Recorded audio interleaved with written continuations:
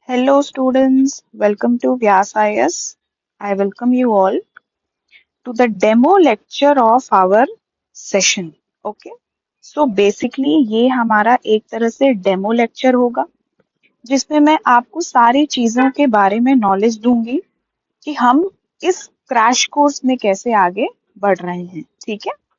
तो basically as we all know that we are targeting RBI grade B and NABARD. तो उसी के लिए ये क्रैश कोर्स जो है डिजाइन किया गया है जिसमें आपको फेज वन से रिलेटेड सारी चीजों के बारे में पढ़ाया जाएगा. क्लियर? एग्जाम काफी नजदीक आ रहा है तो आई वांट यू ऑल कि आप अपना फुल फोकस इम्पोर्टेंट टॉपिक्स पे दे के ये एग्जाम को क्लियर करें. तो बेसिकली एग्जाम में जाने से पहले हम ये देखेंगे कि ये एग्जाम एक्चुअली है क्या, किस टाइप का ये पेपर है. ठीक है? आप लोगों ने already I know that you all must have seen what are the phases in it but still I want to reiterate it क्योंकि this is a rule for starting a class, right? So basically इसमें जो है तीन phases हैं, आपको भी पता होगा. पहला फेज है प्रीलिम्स, दूसरा फेज है मेंस एंड तीसरा फेज है इंटरव्यू.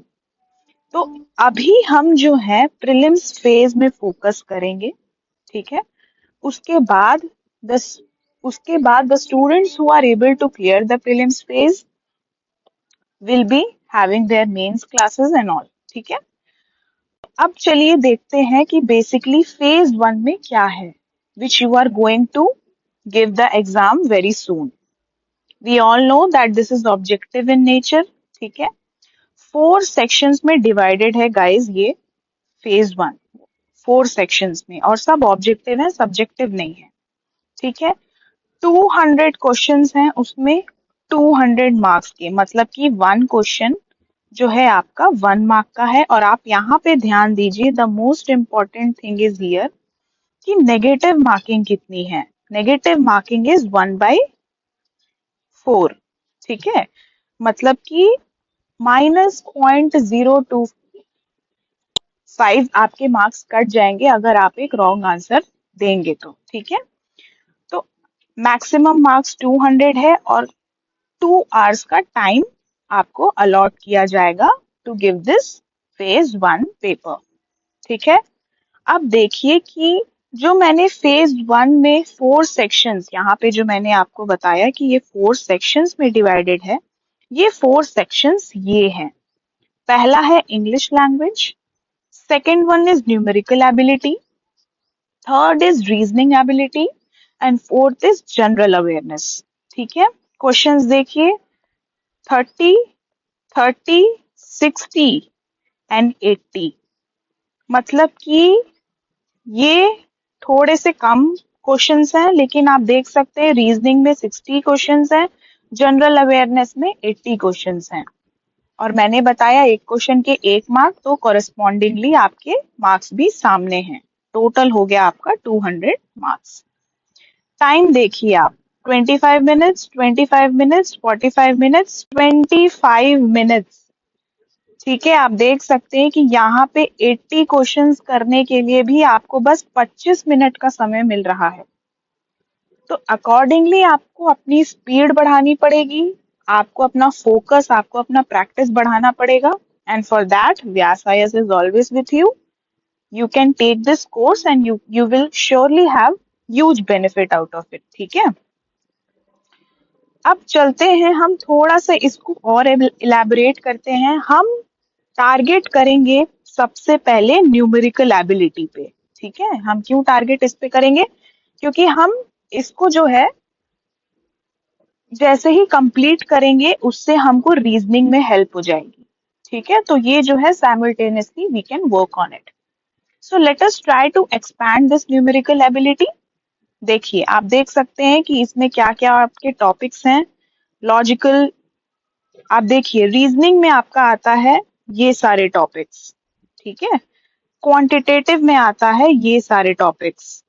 इंग्लिश में reading comprehension, cloze test, para jumbles, miscellaneous, fill in the blanks, error spotting, paragraph completion. And finally और जनरल अवेयरनेस, जो कि आपके 80 क्वेश्चंस हैं जिसको आपको बस 25 मिनट्स में करना है, वो आपके ये टॉपिक से आएगा। तो अब आपको समझ आ रहा होगा कि what we are now going to study. ठीक है, सबसे पहले ये आपके माइंड में क्लियर होना बहुत जरूरी है। तो हम पहले स्टार्ट करेंगे इस टॉपिक से, जो कि है आपका quantitative ability. Simplification, profit and loss, mixtures, simple interest, compound interest, work and time, time and distance, mensuration, DI, ratio and proportion, number system, sequence and series, and permutation, combination and probability। ठीक है, तो हमारा सबसे पहले quant हम start करने जा रहे हैं। चलो, अब आपको ये तो समझ में आ गया कि मैम ये सारे आपके आपके क्वांट में टॉपिक हैं। अब ये भी आपको जानना बहुत जरूरी है कि एग्जाम में किस टॉपिक से कितने क्वेश्चन आ रहे हैं, ताकि आप अपने पढ़ाई को स्ट्रेटेजाइज कर सकें। ठीक है, तो देखिए, अब आप देख सकते हैं ये मैंने पिछले 3 साल का एक ट्रेंड लिया है, जहां पे आप देख सकते हो जो डीआई है वो अलोन आपका 15 क्वेश्चंस ले रहा है गाइस, अलोन। ठीक है, यहाँ पे 14, यहाँ पे 7। तो आप देख सकते हो डेटा इंटरप्रिटेशन का रोल बहुत ज्यादा इंक्रीज हो रहा है। क्यों? Because you are targeting RBI grade B, है ना? तो RBI grade B requires an officer who is able to understand the data. Then only you can analyze policies, then only you can work for the organization, right? Otherwise आपको अगर data समझ नहीं आएगा तो कैसे आप वर्क करोगे? इसीलिए जो है ये वाला जो टॉपिक है वो बहुत ज्यादा इम्पोर्टेंट होता जा रहा है। ठीक है, अब आप बाकी सारे ब्रेकअप्स भी देखिए, probability, quantity, ages, time and distance, ये सबसे जो है बहुत मिनिमल आप देख सकते हैं कि क्वेश्चंस आ रहे हैं, है ना? प्रॉफिट एंड लॉस भी देखिए आप। तो इससे हमको what we are able to understand that हमारा जो मेन कंसंट्रेशन होना चाहिए वो डीआई पे होना चाहिए। आई एम नॉट सेइंग कि भाई you just ignore all these things and just study DI. No, you are preparing for exam, you need to study all the things, but in the mind you should be 100% sure for DI. ठीक है, 100% sure. क्या पता भाई अगले बार जो है time and distance से आपके 7 क्वेश्चन आ जाए 24 में, हो सकता है ना ये भी। तो we can not ignore any topic, but अगर हम ट्रेंड देखें तो हमको इतना तो समझ में आ गया है कि भाई हमको डीआई पे अच्छे से फोकस करना है। ठीक है, आगे का देखिए, ये भी कुछ चीजें हैं जिसमें क्वेश्चंस आ रहे हैं, that will be doing it, but overall I have told you that data interpretation को आप में से कोई भी नहीं छोड़ेगा। होता है ना, कुछ कुछ चैप्टर्स को छोड़ देते हैं कि ma'am let us leave this chapter, हम दूसरे चैप्टर्स पे नहीं। इसके अलावा आपको अगर कोई चीज में दिक्कत है तो आप उसको ड्रॉप कर सकते हैं, but I would recommend you all कि study all the things which are provided in the class, and after this course you will be well equipped to solve any type of questions। ठीक है, तो हमको strategy क्या समझ में आई कि हमको इम्पोर्टेंट चैप्टर्स से पहले स्टार्ट करना है, जो कि है डीआई हो गया, आपका परसेंटेज हो गया, है ना, प्रॉफिट एंड लॉस हो गया, नंबर सिस्टम हो गया। तो ये सारी चीजों पे आपको सबसे ज्यादा फोकस करना है। और नेक्स्ट चीज जो है, आपको प्रैक्टिस बहुत सारा करना है। क्लियर? ये तो आपको पता ही होगा। तो बेसिकली आपको इस कोर्स में सारी चीजें कराई जाएंगी, सारे मटेरियल्स दिए जाएंगे, आपको दूसरा सोर्स खोजने की जरूरत नहीं पड़ेगी। You just need to stick to this course and you will be having all the things in your mind which is required to clear this examinations। वो चाहे रीजनिंग हो, चाहे क्वांट हो, चाहे इंग्लिश हो, चाहे जनरल अवेयरनेस हो, I will make sure that everything is your on track. ठीक है, तो चलिए अब हम स्टार्ट करेंगे, डेटा इंटरप्रिटेशन से स्टार्ट करेंगे। तो उसके पहले मैं चाहती हूँ कि जैसे कि आज डेमो लेक्चर है, I what will be my strategy. मैं कोई भी टॉपिक को, जैसे मैंने डेटा इंटरप्रिटेशन को लिया, इसको मैं बेसिक से फाउंडेशन तक आपका उसको पूरा समझा दूंगी। ठीक है, I will teach everything A to Z about this DI in a concise way. ठीक है, इस पे आप फोकस करिएगा इन ए कॉन्साइज वे। ये क्रैश कोर्स है, ठीक है। अब इससे क्या होगा, the student who are very new to this examination उनको भी क्लियर होगा क्योंकि I am starting from base, और the student who already knew few things can also upgrade themselves. ठीक है, तो ये दोनों एस्पिरेंट के लिए सही है, चाहे वो न्यू हो चाहे वो ऑलरेडी प्रिपेयर्ड हो। ठीक है, तो सब्जेक्ट में जाने से पहले चलिए हम थोड़ा सा जो है ट्राई करते हैं देखने का कि एक्चुअली डीआई में किस टाइप के क्वेश्चंस पूछे जा रहे हैं। ठीक है, देखिए ये क्वेश्चन पे आप ध्यान दीजिए। A pie diagram shows percentage distribution of proteins, water and other dry elements in the human body. ठीक है, किसका किसका आपको परसेंटेज डिस्ट्रीब्यूशन बता रहा है? आपका बता रहा है प्रोटीन का, वाटर का और ड्राई एलिमेंट्स का, यही बता रहा है। Given that protein corresponds to 16%, protein का हमको मिल गया 16% एंड वाटर करिस्पॉन्ड्स टू 70%। ठीक है, if both protein and other dry elements correspond to p%, तो चलिए अगर मैं ऐसा लिख दूं कि प्रोटीन और ड्राई एलिमेंट जो है वो हमारा p% है, तो आपको क्या प्रॉब्लम है? नहीं है मैम, मैंने तो अभी बस क्वेश्चन को लिखना सिखाया है आपको, अभी तो मैंने सॉल्व भी नहीं किया है। जो जो क्वेश्चन में दिया हुआ है गाइस मैंने बस वही लिखा है, आप देख सकते हैं। ठीक है, then what is the central angle of the sector representing P on the pie diagram? अब आपको मैं 30 सेकेंड्स दूंगी, थोड़ा सा दिमाग लगाओ कि ये क्वेश्चन में क्या पूछा जा रहा है। ठीक है, आइडिया होना बहुत जरूरी है, थोड़ा सा आप सोचिए, फिर मैं आपको बताऊंगी कि कैसे करना है। इट इज वेरी इजी अगर आप थोड़ा सा ध्यान दें तो।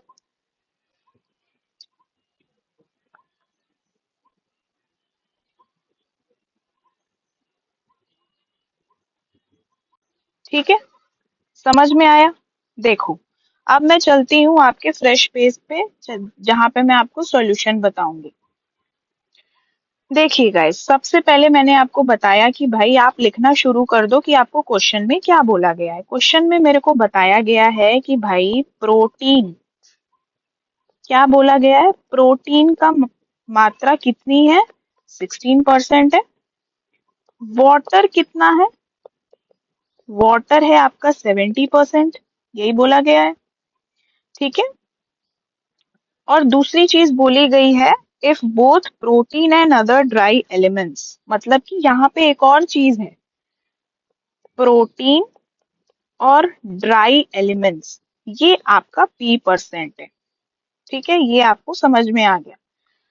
और हमको फाइंड आउट करना है सेंट्रल एंगल। ठीक है, तो देखिए, अब आप देखिए पाई डायग्राम पूछा है। क्या पूछा है? पाई डायग्राम। पाई ऐसे ही होता है, केक जैसा होता है, सर्कुलर शेप में। Sorry for this irregular diagram, but आप समझ जाइए कि ये पाई है। ठीक है, हमको जो है कुछ मात्रा प्रोटीन की दी हुई है, कुछ मात्रा वाटर की दी हुई है और कुछ मात्रा जो है आपका ड्राई एलिमेंट्स की दी हुई है, आपका ड्राई एलिमेंट्स है। आपको सेंट्रल एंगल पूछने को बोल रहा है। ठीक है, यही पूछने को बोल रहा है, सेंट्रल एंगल। तो अब हम कैसे निकालें? अब आप देखिए, आपको पता होगा कि पूरा जो सर्कल होता है हमारा, वो कितने डिग्रीज का होता है गाइस? 360 डिग्रीज का होता है। 360 डिग्रीज का होता है, मानते हो? इसमें तो कोई डाउट नहीं है। चलिए ठीक है, अब इसी 360 डिग्रीज में हमको कैलकुलेशन बनाना है, मतलब कि यही 360 डिग्री हमारा 100% ऑफ द सर्कल है, यही होगा ना? पूरा सर्कल अगर आप ले रहे हो, 100% अगर आप सर्कल ले रहे हो, तो कितना एंगल ले रहे हो? 360 डिग्री ले रहे हो। ये आपको एक चीज आपको तो समझ में आ गई। अब इस 100% में प्रोटीन आपका है 16%। भाई मैं नहीं बोल रही हूँ, देखो क्वेश्चन लिख बोल रहा है, आप बोल रहे हो, क्वेश्चन बोल रहा है। ठीक है, इसमें हमारा वाटर है 70% और एक और एलिमेंट है जो कि है ड्राई एलिमेंट। ठीक है, क्या एलिमेंट है? Dry element. ये कितना है?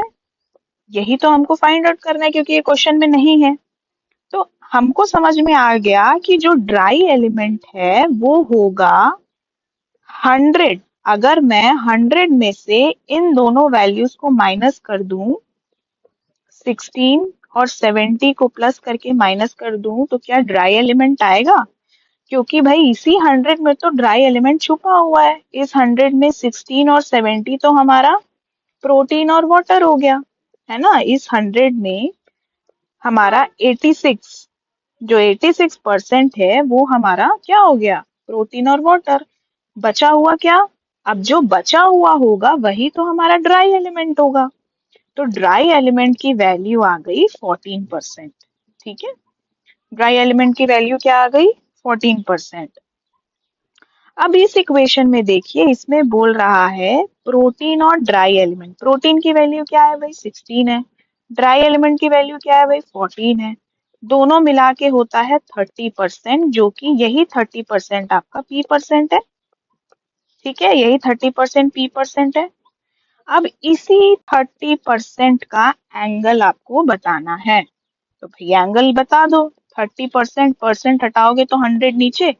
हमेशा से याद करो, आप स्कूल में सीखा होगा कि जब हम परसेंट हटाते हैं तो डिनोमिनेटर में 100 लिख देते हैं और इनटू कितना?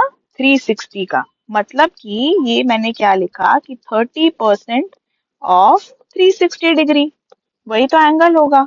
तो इसको मैं फिर से अगर लिखूं तो 30/100 इंटू 360। ये आप ये जीरो को काटो, इससे काटो, 3 इंटू 36 कितना होता है? 108 डिग्रीज। ठीक है, सी, सॉरी, हाँ ये ऑप्शन थोड़ा बी सी हो गया। B option is correct. Answer क्या आया? 108। तो आपको समझ में आ रहा होगा क्वेश्चन इज नॉट टफ, है ना। Question is not tough, you just need to get into depth. Depth मतलब कि तभी आपका डी की वैल्यू आएगी, है ना, और तभी आप इसमें पुट कर पाओगे और तभी आप ये लॉजिक लगा पाओगे। तो ये तो एक टाइप का क्वेश्चन हुआ। ऐसे ही बहुत सारे पाई डायग्राम के क्वेश्चन होते हैं जो आप हैंडल कर लोगे अगर आप इस कोर्स में लगे रहे तो। अब देखिए, अब थोड़ा सा आप इस चीज को देखो, क्या किया है इसमें। आपको 4 प्लेयर्स दे दिए हैं इन्होंने, और चारों प्लेयर्स ने जो है 2 इनिंग्स में रन स्कोर किया है। ठीक है, ये एक का पहला स्कोर है फर्स्ट इनिंग्स में और ये दूसरा स्कोर है, और उसी के सामने करस्पॉन्डिंग बॉल्स प्लेड है। मतलब कि ए ने पहले इनिंग में, फर्स्ट इनिंग्स में ए ने क्या किया? 99 बॉल्स पे 61 रन्स लिए। दूसरे इनिंग्स में 76 बॉल पे 14 रन्स लिए। Similarly with B, C and D. आपको बताना है कि सबसे फास्टेस्ट कौन है। ठीक है, समझ में आया क्या बताना है आपको? थोड़ा सा दिमाग लगाओ, सोचने का ट्राई करो।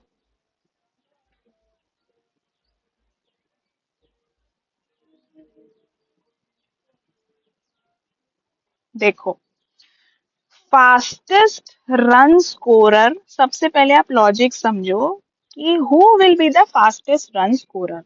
भाई वही इंसान होगा ना जो ज्यादा रन स्कोर करेगा कम बॉल में। अब आप मेरे को बताओ, फॉर एग्जांपल ये क्वेश्चन को थोड़ा सा भूल जाओ। एक बंदे ने एक बॉल में 4 रन स्कोर किए, दूसरे बंदे ने 6 रन, तीसरे ने 1 रन और चौथे ने 2 रन। ठीक है, यही पॉसिबिलिटी है ना, एक पर्सन के स्कोरिंग की यही पॉसिबिलिटी है एक बॉल में। तो आप बताओ कि which player scored the more run? Obviously B वाला, क्योंकि इसने एक बॉल में 6 रन मारे। मतलब कि who will be the fastest run scorer? Who scores who scores more runs in less ball, है ना। अब ये निकालने के लिए हमको क्या करना पड़ेगा? सारे ए बी सी डी का हमको निकालना पड़ेगा, रेशियो वाला पार्ट। देखिए, ए ने स्कोर किया कितने कितने रन स्कोर किए? 61 प्लस 14। भाई ये वाला रन स्कोर किया और ये वाला रन स्कोर किया। कितने बॉल में स्कोर किया? 99 प्लस 76, यही होगा ना, इसी से आपका आएगा 25 बाई 175, है ना, जिसकी वैल्यू होगी नियरली अबाउट 0.43। ठीक है, इसी तरह से हम बी का निकालेंगे। बी का देखो, पहले में उसने 5 रन स्कोर किया, दूसरे में 50, ये 5 और ये 50, कितने बॉल्स में? 12 प्लस 85, ये हमारा आएगा 55 अपॉन 97, जिसकी वैल्यू होगी नियरली 0.57। ठीक है, इसी तरह से अगर हम सी का निकालेंगे तो आएगा 35 अपॉन 125, जो कि आपका होगा नियरली 0.28। और डी का अगर हम निकालेंगे तो ये आएगा 25 बाई 105, जो कि होगा आपका 0.24। तो अब आप ही मेरे को बताइए कि कौन सा प्लेयर सबसे ज्यादा रन स्कोर किया है कम बॉल्स में? ऑब्वियसली प्लेयर बी, है ना। बेस्ट रेशियो किसका आया? प्लेयर बी का, उसका सबसे ज्यादा आया, तो इसीलिए आंसर इज योर बी। ठीक है, बताओ, आप ही बताओ, टफ लगा आपको? लगा टफ?